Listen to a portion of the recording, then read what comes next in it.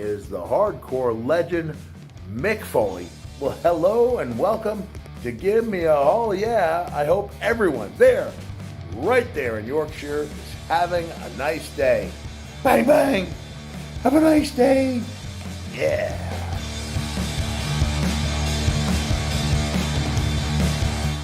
Hello, and a very warm welcome to the Gimme a Yeah Wrestling Podcast. I'm Ant, and today I'm here to talk about the AEW show from tonight. It was outstanding. Again, another brilliant AEW show. Some brilliant wrestling in it, some brilliant developments to storylines, and that main event, a parking lot brawl, which harkened back to the Attitude Era. It was so well done. Seriously, Mick Foley's out there tweeting about it straight away because he recognises that it was such a well put together segment. And so many of these matches where we got to see Thunder Rosa in action again. Incredible. I'm going to go through the full review. If you're joining us on the live stream, thank you so much for joining us. We tend to do the review part of it first, and then I'll spend a bit of time talking to you all and answering any questions that you've got and listening to your views at the end of the show as well. So first up, we go straight into the first match, which is the Jurassic Express. Oh, no, we don't. We don't even go into that first of all, because for whatever reason, Matt and Nick Jackson are in the ring. And they super kick the hell out of a referee. Walk backstage, have a bit of a thing with Tony Khan, walk past FTR. FTR give them a stare down, and then they walk onto stage coming into their match against the Jurassic Express. And it was all done so smoothly. I had a few connection issues with my TV, so I couldn't hear if they actually said out to Tony Khan. But it was brilliant. It was so smooth. Straight away, first match, an awesome tag match. You've got Jurassic Express, who opened the show last week against Penta and Phoenix, and it was great then, and this was no different. You have them against FTR. FTR using the cleverness of trying to cut off the ring constantly. It felt hard, and it felt like when FTR are trying to do something, it becomes believable that they're actually trying to stop Jungle Boy or stop Luchasaurus or cut off the ring. It's really clever stuff, and this was a great match. Obviously, Luchasaurus gets into the ring. He's got his great kicks. He's doing his stuff. I loved it. I don't know what to say. There was too much going on. There was the chokeslam, the standing moonsault, loads of near falls all the way through. It was just great. It was just one of the classic sort of AEW tag matches, and that's what they're constantly delivering. Great, like, opening matches. There was the crossbody, which nearly got the pin. At the end of the match, Perry dives on Cash, back to the apron, brawling with darts, shoulder thrust, sunset flip, wheeler counters. Tully Blanchard gets the assist. The finish was great. They all sort of held on to him in the corner, and the ref didn't see it. And even the ref, like on the replay, you can see that he can't see what's going on. It was really well done stuff, and I can't speak highly enough of it. I thought it was great. They get the pin by pinning Jungle Boy, and it was great. They kept teasing all the way through that Jungle Boy was going to get his roll-up pin again, and he never got it. Then Alex Marvez is backstage. He sees Matt Hardy on the floor with Private Party. He's been attacked. So he can't come out onto ringside tonight. He's had his knee attacked. Jericho and Hager come across, basically ask if he's okay, and then laugh it off as they walk away. Good stuff, man. Then back from the commercial, it was a 20-minute match. First match was great. Then back from the commercial, we get Kenny Omega on commentary. Why is he on commentary for someone that's not his tag team partner anymore, that he wants nothing to do with? Surely we're going to get something.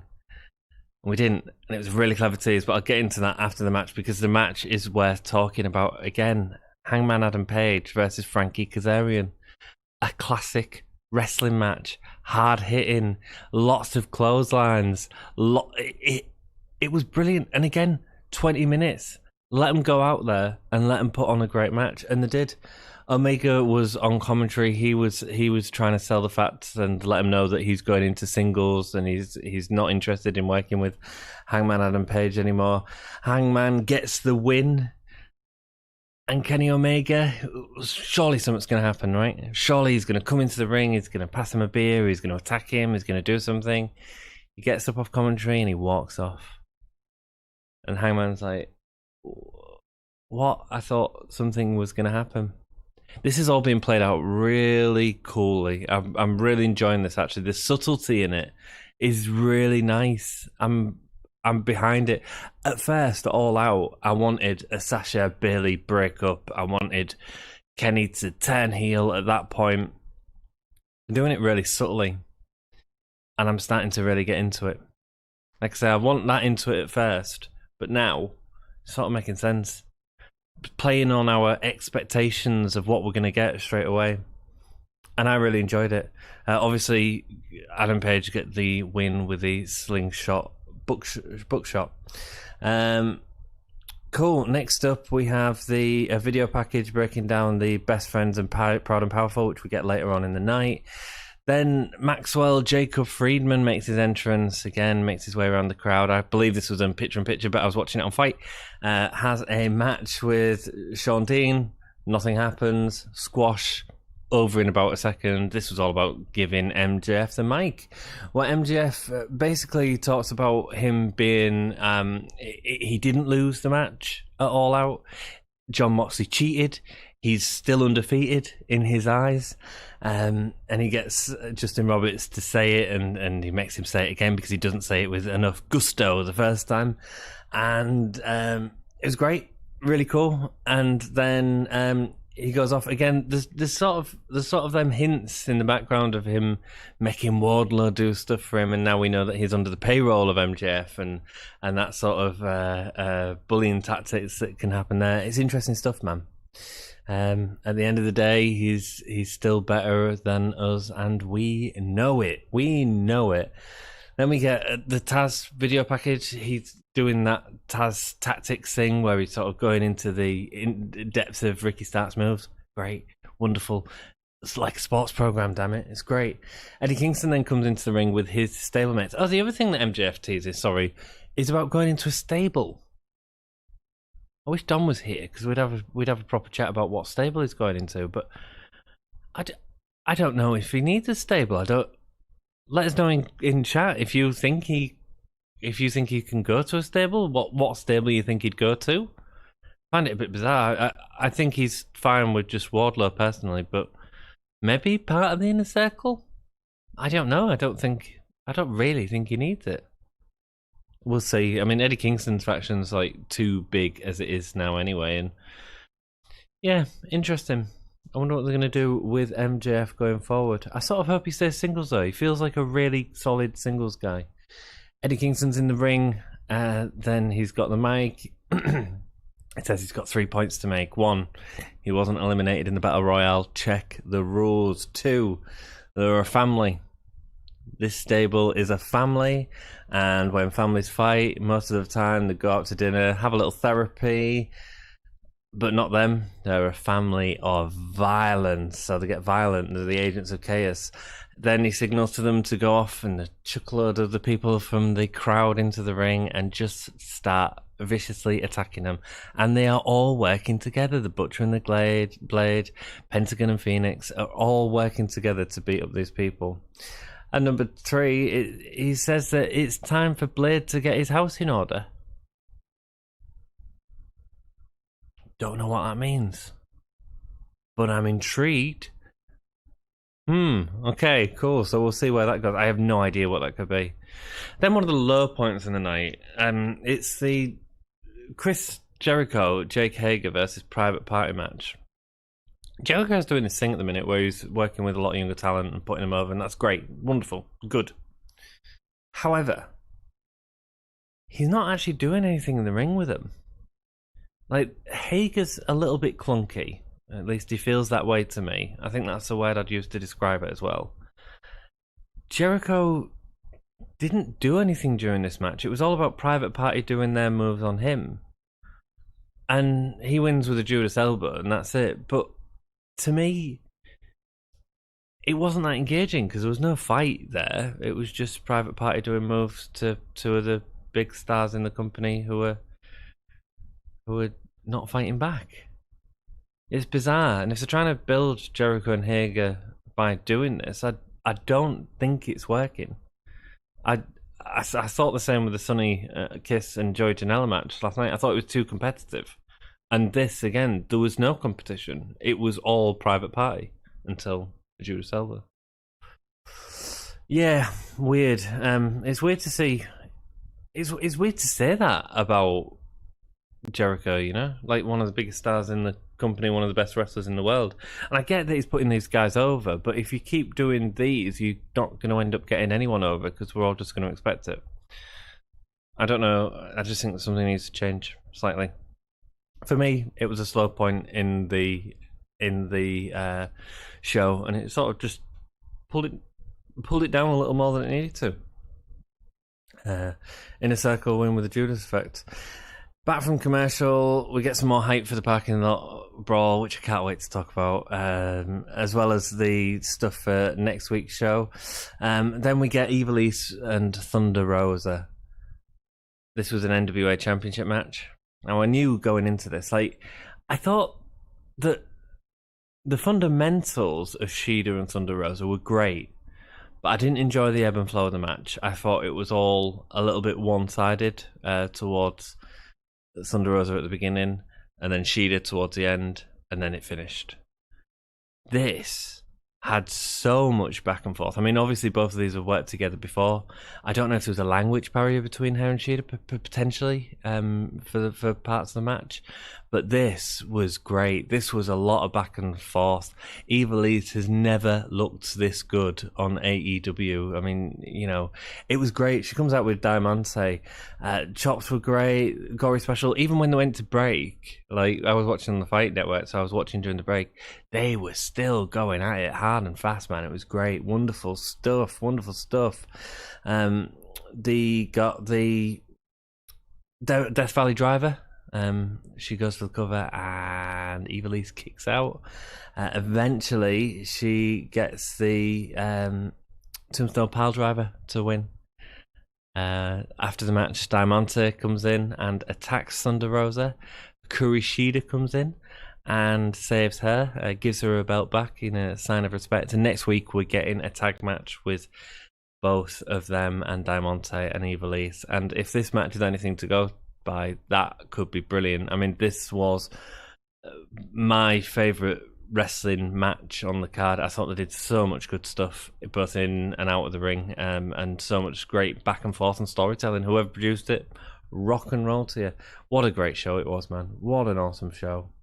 We then get a recap of Miro's debut. He's lifting weights backstage. Kip Sabian says that he's not the best man, he's the best man. They're carrying on with this angle. It'll probably lead to something. It'll probably lead to Aiden English singing at Kip and Penelope's wedding. It's fine. They didn't have anything else for him to do on the show, so they just put him in this little backstage segment. And yeah, I mean, it's building up for the match. And I'll tell you what, Rusev looks jacked, man. He looks like he's been working out. Like a lot of the guys who were released from WWE, a lot of the guys that are in Impact now, looking jacked, man. It looks like they've really been working on the bodies during this sort of lockdown period, and good for them. It's good to see Miro in, and I'm sure that he'll have lots of success in the company. Then Lance Archer makes his entrance, grabs some dude from the crowd, destroys him in the ring because he can. Chokeslam, massive. Jake the Snake is talking on the mic. He's saying that they've got a 6-man tag next week, and that the Ghosts of the Past are going to be the something of the future. Jake's great. He's got such good like pacing and stuff. I know Jeff was on our chat earlier saying like he's got such good pacing in his promos. He's great. Then Taz comes out. Taz basically says, yeah, okay, cool. Brian Cage and Ricky Starks will help you fight in the 6-man tag next week. However, when you beat Moxley, Brian Cage wants to be the first one to have the title match against you. And they agree to it. So that's cool. Friend of my friend is my enemy.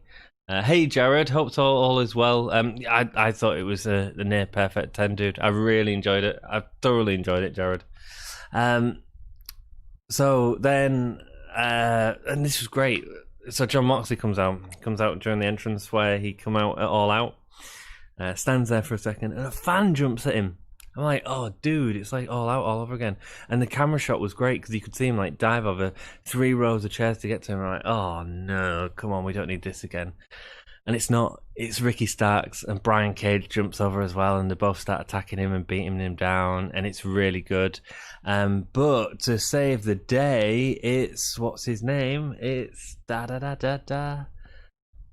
It's Will Hobbs, who's just been signed with AEW as well. He had a great showing in the Battle Royale. He's done some good stuff on Dark. He had that match with Darby Allin, I think, a couple of weeks back as well. He's been signed to All Elite. He's got a full-time contract, so good for him. He's going to be helping John Moxley fight in the 6-man tab, and John Moxley announces Darby Allin. A shame we couldn't have got Darby there somehow and done some sort of, I don't know if he was just stood above the entrance ramp or something like that, you know, just to say, like, I'm here and I'm ready to fight. Cool. Then the commentary talks about next week we're getting Brody Lee and Orange Cassidy. Cool. Fine. Rock and roll. Should be fun. Then we get into this match, and it's brilliant. It's a parking lot brawl, and I was like, dudes, right? I didn't know it was a main event going into this. I was like, please don't let it just be like a 2-minute segment and go off. And it wasn't. Set it up with a wide shot showing like a circle of cars around. It was like rewatching the Attitude Era, man.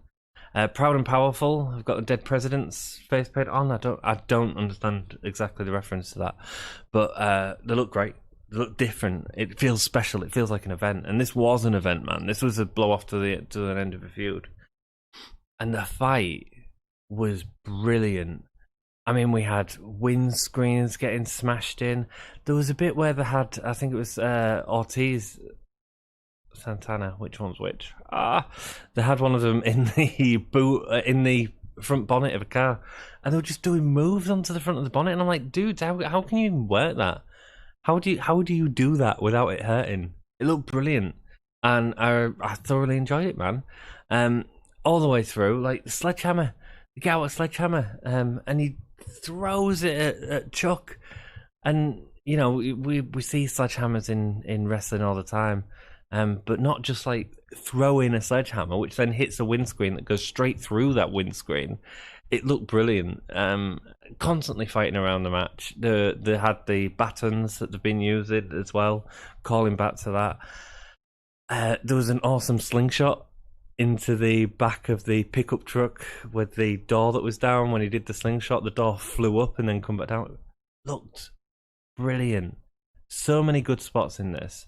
And it wasn't booked or produced real corny. It wasn't like when Proud and Powerful had won, Best Friends were both losing. They'd have one of Proud and Powerful winning at one point with the Best Friends fighting the other guy who was winning at that point. Does that make sense? It was a really nice dynamic, and it felt natural. It felt like a brawl. It felt like a fight. Loved it. At the end, towards the end, surprise, Orange Cassidy jumps out of the boot. He's just been sat there. Can you think of a kayfabe reason why? Let me know in the comments. What was Orange Cassidy doing in that boot? Anyway, he comes out with a chain and Superman punch, orange juice punch, yeah, the juicer. He punches one of Proud and Powerful. That basically ends up getting them the advantage. That knocks him out, and Trent does a power bomb. Not a power bomb. He does like a stump pile driver on a hood. Looks great. The dude buster through the plywood. I mean, what a fight. And these guys are beat up. There's lots of blood afterwards. Blood all over the concrete. Blood everywhere. But it was worth it. It was brilliant. And, you know, this feud's been sort of hit and miss at times, but what an ending to it. At the end of the match, Sue picks them up.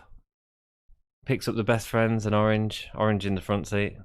Getting it on with Sue. Oh, yeah. They go to drive off, and we get Sue pointing out a finger and leaving Proud and Powerful with that image as she goes away. absolutely brilliant. Favorite match would have to be the parking lot brawl. I just thought it was much like the Butcher and Blade and the Young Bucks that sort of come out of nowhere and was brilliant. This came out of nowhere and was a brilliant sort of tribute to everything that was hardcore wrestling. You know, Mick Foley's been out tweeting about it, saying how good it is already, and there's reason for that because it was great. It was really well done and really well produced. Whoever produced it, outstanding work. And then we had, so that was my favorite match. Favorite performer, I'm gonna give this to Thunder Rosa. I thought she was outstanding. Eva Lise was outstanding as well, man. Both of them, like in terms of an in-ring wrestling match, so much back and forth, really hard hitting, really good stuff. Both, like, I've never seen Eva Lise look as good as she did tonight. This will go down as one of the better women's matches. I feel like they need to mix up where it is on the card. They always seem to put it before them as the match before the main event. Just mix it up a little bit, or give us 2 matches one night or something like that. Obviously, it'll get mixed up next Tuesday. I have no doubt when it's only an hour long. We might cover that. Turn on notifications to the channel and it'll let you know if we're not busy. We'll try and cover it. Obviously, we'll be back for a watch along. See if you can join us next week. We had a real good time on the stream, and it's great chatting to you all, and thank you all for watching this review. I do appreciate it. How many Gimme a Whole Yeah stars will I give this out of 5? Oh, dude, it's got to be a 4 and a quarter, and maybe a 4. There was no massive story beats, but there was some outstanding wrestling. The only sort of letdown in it for me really was the Jericho and Hager match. She's mad, isn't it? Not mad. Getting paid a lot of money. But yeah, like I say, I love Jericho and Orange Cassidy all out. So there is good stuff to be had. Thank you so much for watching the review. Thank you to everyone that's joined us in live chat. Thank you, Jared. Hope all is well with you, my friend. And until next time, give me a whole yeah. This is the hardcore legend, Mick Foley. Well, hello and welcome to Give Me a All Yeah. I hope everyone there, right there in Yorkshire, is having a nice day. Bang, bang. Have a nice day. Yeah.